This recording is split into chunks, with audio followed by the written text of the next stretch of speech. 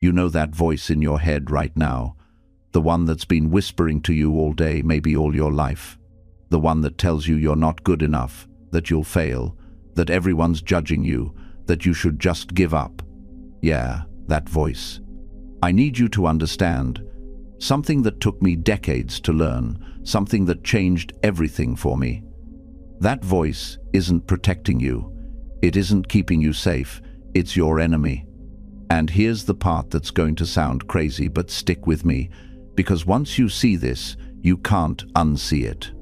That enemy, that voice, that force working against you every single day, it isn't some external demon or bad luck or the world being unfair. It's you. Your own mind is at war with you, and most people go their entire lives never realizing they're fighting themselves. I want you to imagine something with me right now. Picture yourself standing in an empty room. In this room, there's another person.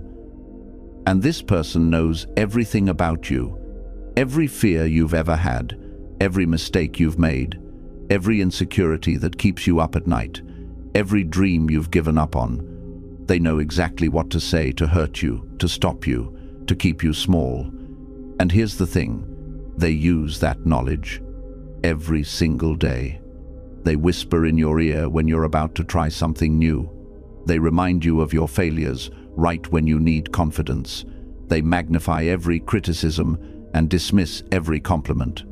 They convince you that you're the exception, that good things happen to other people but not to you. Now, if this person existed outside of you, you'd call them toxic. You'd cut them out of your life. You'd recognize them as someone who doesn't want you to succeed. But this person lives inside your head, and because of that, you believe everything they say. You trust them. You think they're being rational, realistic, helpful even. This is what I mean when I say your worst enemy is your own mind. Let me take you back to a moment in my own life when I first really understood this. I was sitting in my study late one night, unable to sleep, going over and over a decision I had to make. The Roman Empire was vast, complex, full of problems that had no clear solutions, and I was paralyzed. Not by the actual problem in front of me, but by my thoughts about the problem. My mind was spinning worst-case scenarios. It was reminding me of past mistakes. It was comparing me to my predecessors and finding me lacking. It was doing everything except helping me think clearly. And then something shifted. I realized I wasn't struggling with the decision. I was struggling with my thoughts about the decision. The decision itself was just a decision, but my mind had turned it into a catastrophe before it even happened. That's when I started to see the pattern. That's when I started to understand what the Stoics had been trying to teach me all along. The obstacle is the way, yes, but often the biggest obstacle is the one between your ears. I wish I could tell you there was one moment when everything clicked. That would make for a better story, wouldn't it? But the truth is messier than that. The truth is that I spent years, literal years, fighting myself, fighting my nature, fighting the very things that made me who I am. You know what's exhausting? Pretending to be someone else. Constantly monitoring yourself, filtering yourself, dimming yourself, because you think that's what leadership looks like. That's what responsibility demands. And here's the cruelest part. The more I tried to suppress my intensity, the more it leaked out in ways I couldn't control, snapping at Marcus Aurelius over trivial administrative matters, lying awake at night, replaying conversations, wondering why I'd said something the way I did, second-guessing every decision until the decision itself became meaningless. The Stoics talk about living according to nature times kata physin asterisk, but I'd twisted that wisdom into something it was never meant to be. I thought living according to nature meant becoming some perfectly calm, unshakable marble statue of a man, never raising my voice, never showing passion, never letting anyone see that beneath the purple robes there was just a person. A flawed, complicated, sometimes messy person. What I didn't understand, what took me far too long to grasp, is that according to nature means according to times, Your times, nature, too. Yes, we're part of the greater whole. Yes, we're connected to the universal reason that governs all things. But that universal reason made you with your particular temperament for a reason. There's a difference between being controlled by your emotions and being authentic in how you experience them. There's a difference between lashing out at others and channeling your intensity towards something meaningful. I started asking myself different questions, not, how do I become calmer? But what is this intensity trying to tell me?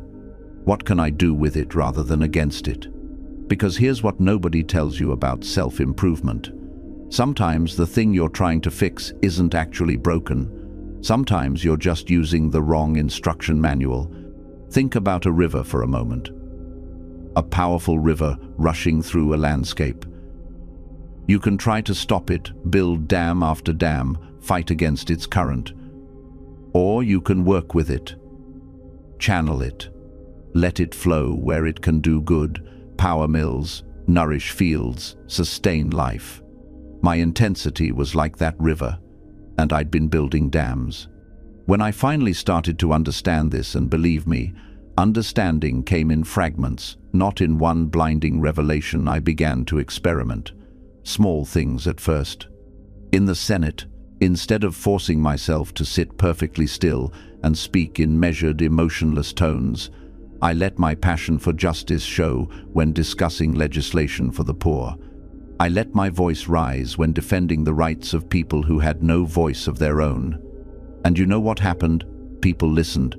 Not because I was finally achieving some impossible ideal of stoic calm, but because they could feel that I actually gave a damn. Because authentic leadership, real leadership, isn't about perfection, it's about presence. It's about showing up as a human being who's wrestling with the same existential questions everyone else is wrestling with, but refusing to let those questions become an excuse for inaction. I started having conversations instead of issuing pronouncements.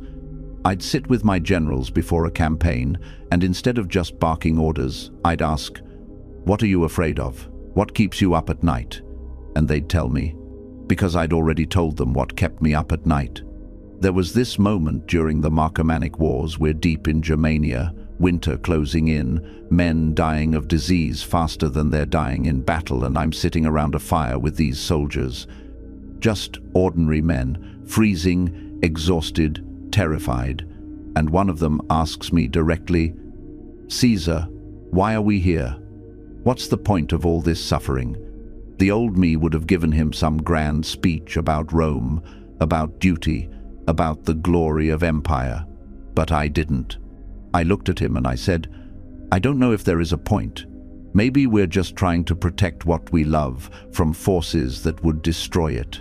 Maybe that's enough." You could see it in their faces. This wasn't the answer they expected, but it was the answer they needed, because it was true.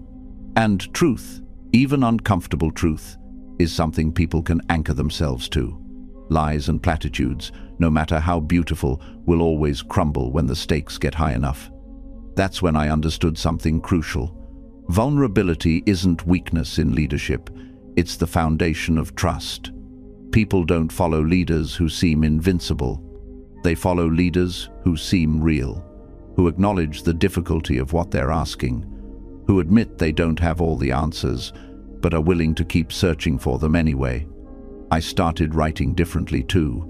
My private journals, what you now call the meditations, they stopped being these attempts to convince myself I'd figured everything out. They became honest dialogues with my own doubts. You're afraid?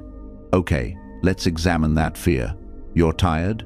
Let's talk about what that tiredness is teaching you. And here's what's wild. The less I tried to be the perfect Stoic sage, the more genuinely Stoic I became. Because real Stoicism isn't about emotional suppression, it's about emotional honesty. It's about looking directly at what you feel and asking, is this useful? Is this aligned with my values? And if not, what can I do about it? I stopped seeing emotions as enemies to be conquered and started seeing them as information to be processed. Anger? That's telling me something violated my sense of justice now. What constructive action can I take? Fear, that's highlighting what I value now. How do I protect it without being controlled by panic? Grief, that's the price of having loved something now. How do I honor that love while still moving forward? This shift changed everything. My decisions became clearer because they weren't clouded by the exhausting effort of pretending to be someone I wasn't. My relationships deepened because people could actually reach me. My leadership became more effective because it was rooted in reality instead of ideology. I wish I could tell you there was some dramatic moment where everything crystallized, where I suddenly got it. But that's not how transformation works. It's gradual. It's built from 1,000 small choices, to be honest, instead of impressive, to be present instead of perfect. I watch it in the mirror each morning as I've grown older. The face that looks back carries more lines now. Yes, but it also carries less pretense. There's a strange lightness that comes with knowing you're no longer performing an identity you never truly owned. This doesn't mean you become careless. It means you become careful about different things. Where I once measured my words to create a certain impression, I now measure them against what's true. Where I once curated experiences to look adventurous or cultured, I now choose experiences that genuinely nourish something in me, even if they're utterly ordinary to anyone else. Saturday morning at the hardware store learning about wood stains, Tuesday evening trying to sketch the tree outside my window and failing beautifully. The philosopher Epictetus, himself once a slave, said we suffer not from events but from our judgments about them. I would add, we suffer even more from our judgments about ourselves, the constant internal courtroom where we play prosecutor, defendant, and disappointed judge all at once. What if you dismissed that court, not through arrogance, but through the simple recognition that it's been convened under false pretenses? You were never on trial. There was never a standard you failed to meet except the impossible one you inherited from a culture that profits from your self-doubt. The people I've known who seem most at peace share a common quality. They've stopped arguing with reality, not stopped trying to improve things that's different, but stopped the exhausting internal argument that says, I should be different, my life should look different, I should feel different than I do. They've made a kind of truce with what is. This includes the past. I spent years in a quiet war with choices I'd made, words I'd said, opportunities I'd missed. As if by maintaining that state of regret, I was somehow demonstrating moral seriousness. But regret without purpose is just another form of self-importance, the belief that your past mistakes are so significant they deserve eternal attention. What changed? I started treating my past self with the same generous interpretation I'd give a friend. That younger Marcus who made those clumsy choices, he was doing his best with the understanding he had then. He wasn't deficient, he was learning, and he brought me through all his stumbling to here. Now, to here. There's extraordinary power in those two words. Not the past I'm defending, not the future I'm anxiously constructing, but the textured, messy, completely sufficient now. I'm writing this on an ordinary Wednesday. Outside my window, sparrows are arguing over territory in the hedge. My coffee has gone lukewarm. There's a small ache in my lower back from sleeping wrong. My mind keeps drifting to an email I need to send, a conversation I should have handled better yesterday. This moment is not Instagram-worthy. It contains no revelation, no dramatic transformation. And it is, if I can stop demanding it be otherwise, completely enough. I am enough within it. Not because I've achieved some final state of self-acceptance, but because I'm here, alive, noticing the sparrows, tasting the coffee, feeling the ache. The you that you're searching for isn't waiting at the end of some self-improvement journey. That version where you've finally got it all together, where you're confident and clear and consistently embodying your values, that's another myth, another shimmering mirage that keeps you walking. I spent years believing that I was building towards something, that every morning routine, every disciplined choice, Every moment of resisting temptation was constructing a better version of myself, brick by brick, habit by habit. I thought I was becoming someone. And then, one morning, after months of perfect consistency, I snapped at someone I loved over something meaningless. And in that moment, all those bricks I thought I'd laid just dissolved. I wasn't the patient person I'd been practicing to become. I was still me, still capable of everything I'd been trying to transcend. That's when it finally broke through. You are not a project with a completion date. The Stoics understood this in a way that modern self-improvement has completely forgotten. Marcus Aurelius didn't journal every day because he thought he was close to perfecting himself. He wrote the same reminders, confronted the same struggles, returned to the same principles because he knew this is the work. Not preparation for life, not training for some future version. This times is times the life. Epictetus was once a slave. Then he became one of the most influential philosophers in Rome. And yet, even after that transformation, even after gaining his freedom and his wisdom, he still had to remind himself of basic principles. He still got frustrated.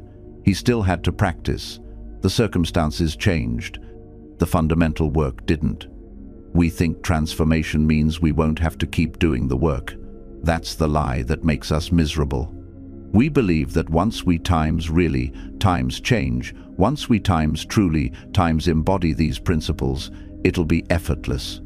We'll just be that person naturally, without trying. But watch someone who's meditated for 30 years. They still sit down every morning. They still return to the breath. The practice doesn't disappear because you get good at it. If anything, the deeper you go, the more you understand that the practice is times the point. There is no destination where you've arrived and can stop practicing. You are not becoming someone else. You're learning to work with who you are, repeatedly, forever. Think about that. Really let it land.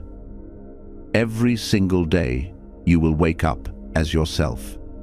With your particular mind, your specific tendencies, your unique combination of strengths and struggles, the you who gets anxious about certain things, the you who defaults to particular patterns when stressed, the you who craves specific comforts and avoids particular discomforts. That's not going to fundamentally change. And the relief, tremendous times relief in accepting this, is that you can stop waiting for the day when it does. You know what changed for me? Not when I became someone different, but when I stopped expecting to. When I stopped treating my recurring struggles as evidence that I was failing. When I started seeing them as just weather. Just the climate I live in. Some days are sunny, some days it storms. Neither proves anything about my progress. I still have mornings where I don't want to get up. I've had thousands of mornings where I did get up anyway, and that hasn't made the wanting to stay in bed disappear. The practice isn't that you eliminate the resistance. The practice is that you work with it again today, knowing you'll work with it again tomorrow. The philosopher Seneca had everything: wealth, power, influence. He was advisor to the emperor, and in his letters, even near the end of his life, he's still wrestling with basics. Still reminding himself not to get caught up in what other people think. Still practicing letting go of things outside his control. Still working on the fundamentals. Was he failing, or was he just doing what humans do, continuing the practice of being human with all its inherent challenges until the very end? You are not broken because you keep facing the same struggles. You're just alive. And being alive means you don't transcend the human condition. You work with it consciously, repeatedly, with whatever wisdom you can gather along the way. Look, I'm not here to sell you on the idea that awareness is some kind of superpower. It won't make you immune to pain. It won't prevent loss. It won't erase the weight of every choice you wish you could take back. But it does something else. Something quieter, more durable. It shifts your relationship to all of it. When you're aware, you stop drowning in the noise and start noticing the currents beneath. You see the difference between reacting and responding, between running from discomfort and meeting it head-on, between numbing out and staying present even when it hurts. I've watched people destroy their lives not because they were weak, but because they were asleep. They kept making the same mistakes, dating the same broken patterns in different bodies, choosing the familiar over the meaningful because at least the familiar felt safe. They confused motion with progress, busyness with purpose, distraction with peace. And I get it. Awareness is uncomfortable, because once you see the truth, you can't unsee it. You can't pretend anymore that your habits aren't hurting you, that your anger isn't a shield for grief, that your perfectionism isn't just fear dressed up as ambition. Once you know, you're responsible. And responsibility feels heavy when you've spent years blaming circumstances, other people, bad luck. But here's what the Stoics understood that most people miss. Responsibility isn't a burden, it's liberation. Because if you're responsible, that means you have agency. It means you're not a victim of your biography, your brain chemistry, your past. You're a participant, an author, even if the story so far has been messy. This is where the real work begins, not in some monastery, not after you've read enough books or attended enough workshops or healed enough trauma. Right here, in the middle of your actual life, with all its inconveniences and heartbreaks and mundane Tuesdays, you practice awareness like you'd practice an instrument, badly at first. You'll forget. You'll slip back into autopilot. You'll spend 3 days lost in resentment before you realize you're doing it again. That's not failure. That's the process. The goal isn't perfection, it's recognition. The faster you notice you've drifted, the faster you can course correct. And slowly, almost imperceptibly, things start to change. You catch yourself before sending that text you'll regret. You pause before snapping at someone you love. You notice the tightness in your chest and realize it's not about the traffic, it's about the conversation you've been avoiding. You stop lying to yourself about what you actually want, what you actually need, what you're actually afraid of. This is the transformation the Stoics were talking about. Not transcendence, integration. You become more whole, not because you've eliminated your shadows, but because you've stopped pretending they don't exist. You've turned the lights on in every room of yourself, even the ones you swore you'd keep locked. And yes, it's uncomfortable. Yes, you'll find things you don't like, patterns you inherited, wounds that haven't healed, ways you've been complicit in your own suffering. But you'll also find strength you didn't know you had, resilience that's been there all along, waiting for you to stop running long enough to notice it. The human condition doesn't go away. You're still mortal, still fallible, still capable of making a mess of things. But you stop being ruled times by unconsciousness. You stop being a passenger in your own life, and that shift from sleepwalking to wakefulness changes everything, even when nothing around you changes at all. You start to notice when you're resisting reality instead of working with it, when you're clinging to outcomes you can't control, when you're letting impressions become commands instead of just information. This doesn't make you passive. That's the misconception. People think Stoicism means accepting injustice, tolerating abuse, becoming a doormat for the world to step on. But Marcus wasn't passive. He was an emperor. He led armies. He made decisions that shaped the course of history. But he did it all from a place of clarity, not reactivity. He asked himself, asterisk, what is within my control here? Asterisk. The answer was almost always smaller than his ego wanted it to be. You can control your effort, your intentions, your response, your character. That's it. That's the list. You can't control outcomes. You can't control other people. You can't control the past or guarantee the future. You can't even fully control your own thoughts and feelings. They arise on their own, shaped by biology, conditioning, circumstance. But you times control what you do with them. And that small circle of control is where all your power actually lives. When you stop trying to control things outside that circle, something extraordinary happens. You stop exhausting yourself. You stop feeling betrayed by reality. You stop needing the universe to cooperate with your preferences before you can have peace. You become anti-fragile. Marcus writes, asterisk, the impediment to action advances action. What stands in the way becomes the way. Asterisk.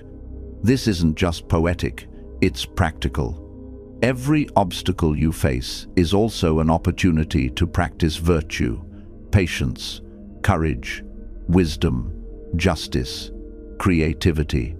Lost your job? You get to practice resilience, adaptability, humility. Betrayed by someone you trusted? You practice forgiveness, boundary setting, discernment. Facing an illness? You practice acceptance, gratitude for what remains, courage in the face of suffering. The obstacle times is times the curriculum. The difficulty times is times the training. There is no other path to strength except through resistance. And when you see it that way, when you stop expecting life to be easy and start expecting it to be times useful times, you stop being a victim of your circumstances. You become their student. This is why Marcus could endure what he endured. Not because he was superhuman, but because he had trained himself to see every hardship as a kind of sparring match with fate, a chance to practice what he believed. And here's what that practice actually looks like, day to day. You wake up and remind yourself, asterisk, today I will meet difficult people. They will be unreasonable, ungrateful, deceitful, asterisk. But you also remind yourself, asterisk, I cannot be harmed by them unless I choose to see their actions as harm. I can choose instead to see them as confused, suffering, doing the best they can with what they understand. Asterisk. This isn't naive. It's strategic. It's refusing to let someone else's unconsciousness infect yours. Throughout the day you pause. You notice your reactions. You ask, asterisk, is this impression true or is it just an interpretation? What would wisdom do here? What would integrity require? Asterisk. And at night you review. Not to judge yourself harshly, but to learn. Asterisk. Where did I act according to my principles? Where did I forget them? What can I do differently tomorrow? Asterisk. This was Marcus's practice. This simple daily discipline. And it's available to you too. You don't need to be an emperor. You don't need a philosophy degree. You just need to be willing to pay attention to your mind, your choices, your life. Because the truth is, most of us never actually look at our lives. We're too busy living them, reacting, coping, surviving. And that's not living, that's sleepwalking. Real philosophy, the kind that actually changes you, requires that you stop, that you pause, that you look at the machinery of your own mind and ask, asterisk, why do I think this? Why do I feel this? Is this even true? Asterisk. Most people never do that. They inherit their beliefs from their parents, their culture, their friends. They adopt opinions like they're picking up groceries. They feel anxious and just assume that's how life is. They feel angry and think someone else made them that way. But Stoicism teaches you something radical. Asterisk, you are not your circumstances. You are how you respond to them. Asterisk. That's the pivot point. That's where freedom actually begins. When you realize that the event and your reaction to it are two separate things, that's when you stop being a victim, not in some toxic pull yourself up by your bootstraps way, but in a real psychological sense. You stop handing your peace over to things you can't control. And look, I know that sounds simple, maybe too simple, but simple doesn't mean easy. It's simple to say, focus on what you can control.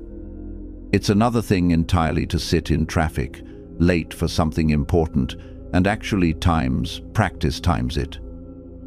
To feel your chest tighten, your jaw clench, and then to pause and think, asterisk, I can't control the traffic. I can't control that I'm late, but I can control whether I make this worse by spiraling into rage. Asterisk. That moment, that tiny gap between stimulus and response, that's where Stoicism lives. And the more you practice it, the wider that gap becomes, the more space you have to choose, to breathe, to be the author of your own experience instead of just a character reacting to the script someone else wrote. Marcus Aurelius was the most powerful man in the world. He could have done anything, had anything, commanded anyone. And yet, here's what he wrote to himself. Asterisk, you have power over your mind, not outside events. Realize this, and you will find strength. Asterisk. Think about that. The Emperor of Rome, reminding himself times that his power was limited, that the only real control he had was over his own thoughts and choices. If he needed that reminder, what makes you think you don't? See, we live in a culture that tells us the opposite. It tells us that happiness is out there in the next purchase, the next promotion, the next relationship, the next vacation. It tells us that if we're not happy, it's because we don't have enough yet. We haven't achieved enough. We haven't become enough. And so we keep chasing, we keep accumulating, we keep striving. And we wonder why we're so damn tired. Stoicism flips that script entirely. It says, asterisk, you already have everything you need, you've always had it, you just forgot to look inward. Asterisk, your peace isn't in your bank account, it's not in your job title, it's not in how many people like your posts or validate your existence. It's in your ability to meet life, whatever life brings, with clarity, courage, and purpose. And here's the thing, that's not some distant goal. It's not something you achieve after years of meditation on a mountaintop. It's available to you right now, in this moment, in the next decision you make. Will you catastrophize, or will you see clearly? Will you blame, or will you take responsibility? Will you react, or will you respond? That's Stoicism, not as a philosophy you study, but as a life you live. And the beauty of it is this: the more you practice, the more natural it becomes. The mental habits that once felt impossible start to feel intuitive. The emotional reactions that used to hijack you start to lose their grip. You become, slowly, the kind of person who doesn't fall apart when things go wrong. Not because nothing bothers you, but because you've trained yourself to meet difficulty without losing yourself in it. You begin to notice the gap between stimulus and response, the sacred pause Viktor Frankl wrote about. Someone cuts you off in traffic, and instead of rage flooding your body instantly, there's a beat. A moment where you catch yourself. A space where you can choose. This is what the Stoics meant by living according to nature. Not the nature of impulse and instinct, but the nature of reason, of your highest self. You start to live from that place more often. And here's what nobody tells you about this practice. It makes you kinder, not in some abstract, philosophical way, but genuinely, practically kinder. Because when you're not drowning in your own reactivity, you have attention to spare for others. When someone is rude to you, instead of immediately taking it personally, you might wonder what pain they're carrying. When someone makes a mistake, instead of judgment, you remember all the times you've stumbled.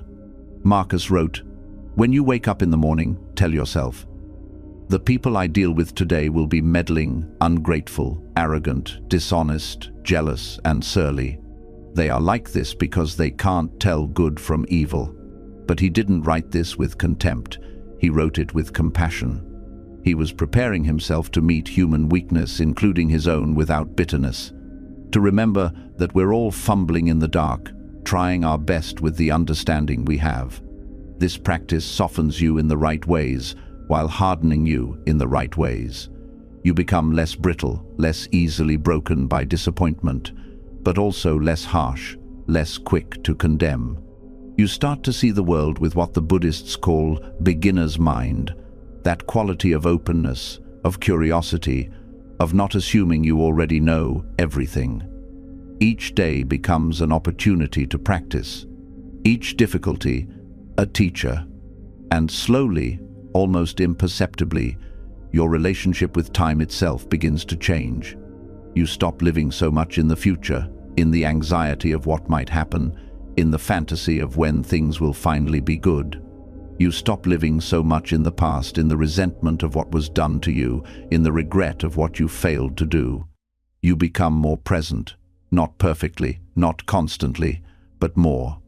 Marcus knew he would die. He knew everyone he loved would die. He knew his empire would eventually crumble, his name would be forgotten by most, his works might be lost. And yet he lived with purpose. He loved fully. He did his duty. Because presence isn't about permanence. It's about showing up completely for the life you have, in the time you have it. You begin to understand what he meant when he wrote, "Perfection of character is this, to live each day as if it were your last, without frenzy, without apathy, without pretense." Without frenzy, not rushing through life, always chasing the next thing. Without apathy, not checking out, not numbing yourself. Without pretense, not performing for others, not hiding behind a mask. Just you, here, doing what needs to be done with as much wisdom and care as you can muster. This doesn't mean every day feels profound. Most days are ordinary. You make breakfast, you do your work, you have mundane conversations. But there's a quality to the ordinariness, a depth, a sense that you're not sleepwalking anymore. You're awake. And being awake means feeling more both joy and pain. Marcus didn't promise that philosophy would make you invulnerable. He promised it would make you capable of bearing what must be borne, capable of doing what must be done. You believed control meant changing the weather, rewriting the script, forcing the river to run backward. But the archer who shoots at the wind knows better. You adjust your aim. You account for forces you cannot eliminate. You do not curse the crosswind. You master the shot, times within times it. This is what your father meant. Not suppression, not pretending pain doesn't cut, but refusing to let that pain decide who you become. There's a version of you that surrenders to every storm. Every disappointment becomes evidence that life is against you. Every setback confirms the narrative that you're not enough. This version lives in a prison of reaction, where mood dictates meaning and circumstance writes destiny. But there's another version, one who feels the same rain, the same cold, yet stands differently within it. This version doesn't deny the storm, doesn't smile stupidly into the gale pretending it's pleasant. Instead, they root themselves. They remember that trees bend in wind not because they're weak, but because rigidity breaks. You know this already.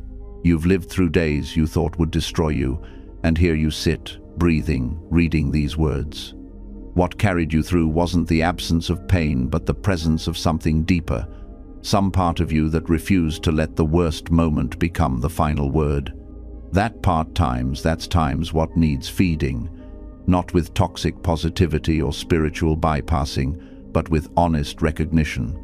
You survived what tried to drown you. You walked through fire, and your core remained. Scarred, yes. Changed, certainly, but intact. The Stoics called this the inner citadel, the fortress no tyrant can breach, no loss can plunder. It's not built from stone, but from clear sight, from recognizing what can be taken and what cannot. Your possessions, your reputation, your health, these are guests, not residents. They pass through. But your capacity to choose meaning, to assign value, to decide how you'll respond, this remains while you breathe. Look at Marcus himself, Emperor of Rome, yet 3 of his children died before adulthood. He could command legions, but not halt disease. He could redistribute wealth, but not resurrect the dead. So where did his power reside? in accepting what came without bitterness, corrupting what remained, in loving his living children more fiercely times because time's loss had taught him their preciousness, in leading with wisdom times because time's suffering had burned away the trivial. You face your own sieges, different battlefields, same war. The diagnosis that arrived like an army at the gates, the relationship that collapsed despite your fortifications, the dream that died despite your prayers and plans. You can rage at the unfairness, and perhaps you should, briefly, because you're human. But the Stoic question comes next. Now what? Now, with the rubble around you and the smoke still rising, who will you be? The victim whose story ended with catastrophe, or the architect who surveys the ruins and begins again, wiser about what foundations actually hold? This isn't motivational fantasy, it's the hardest work there is. It's choosing meaning when meaning feels absurd. It's finding purpose when purpose seems pointless. It's building a life philosophy strong enough to support you when sentiment fails and optimism runs dry. Your father knew this. He knew sentiment is whether beautiful, necessary, but temporary. What you need underneath is architecture, a framework of principles that holds when feeling falls away. Not rules that strangle, but truths that steady. What would those truths be for you? Not borrowed from books or stolen from videos, but forged in your actual life. What have your hardest days taught you? What still stood when everything else collapsed? That's your philosophy. That's your citadel. Perhaps it's simpler than you think. Perhaps it's just this. You are capable, not because you've never failed, but because you've failed and risen. Not because pain doesn't touch you, but because you've learned to move with it rather than be crushed beneath it. Not because you control the world, but because you've mastered your response to it. That capability times what your father promised. And look at you now, still here, still breathing, still becoming. The storm isn't over. It's never truly over. But you're no longer the person who fears the rain.